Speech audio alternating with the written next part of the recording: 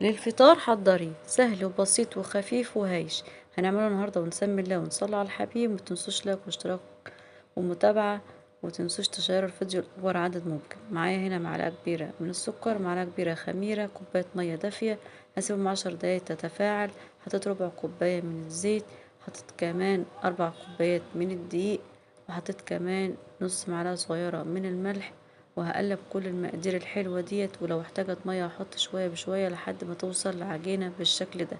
هاسيبها كده تختمر معانا، مش هتكمّل حتى ساعة لأن الجو طبعًا حَر.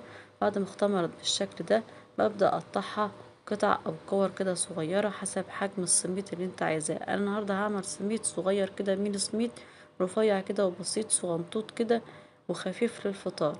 هناخد كده قطعة ونبرمها كده طويلة رفيعة زي ما انتوا شايفين، وببدأ أعملها رول زي الضفيرة، وابدأ ألمها بالشكل اللي انتوا شايفينه الموضح قدامكم ده.